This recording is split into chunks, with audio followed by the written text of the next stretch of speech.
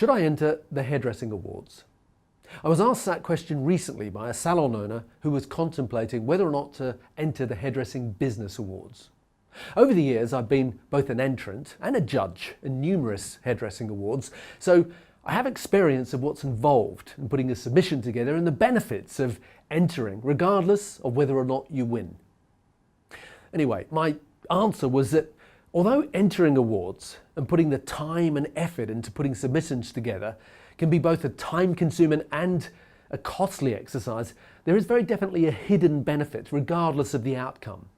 And that benefit is that putting together a submission for a business award forces you to look at your business, to look at the way you attract and look after clients, to look at how you attract and look after your team, and to reassess all the systems, benchmarks and business practices that you currently have. In short, it forces you to step back and take an overview of your business. And you probably don't do that enough, so that's got to be a good thing in itself. So how important is winning? Obviously winning is always good. Sometimes I've been lucky enough to win and sometimes not. But I've seriously always believed that regardless of whether you win or not, the real benefit is actually in the questions that you're asked about your business and have to ask yourself and answer along the way. Inevitably, there's going to be a deadline date by when you have to send your submission in, and mine was usually right down to the wire. But as I put the final package into the postbox, I was always aware that it represented my business at that point in time. And as long as it was in a better place to where it was the previous year, then in my eyes, I was a winner, regardless of what the judges or anyone else thought. So, are you winning? You see, you don't have to be entering awards to ask the questions.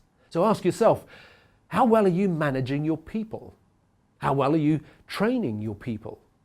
How well are you using social media from Instagram and Facebook and other various social media platforms to attract and keep new clients? How well are you informed of exactly what the productivity benchmarks are telling you about your team, your business? And perhaps more importantly, what are you doing with that information once you have it? When I entered awards, whether I won on the day or not, there was one question in particular that used to drive me forward. And in many ways, it's the most important question of all. And it's this: how could I do it better? So whether you enter awards or not, as a follow-on, I suggest that you sit down with your team and brainstorm with them. How can we do it better? How can we look after our clients better? How can we look out for each other better? How can we do our marketing better? How can we use social media better? How can we make our training better? How can we make our award submissions better? So thank you for watching.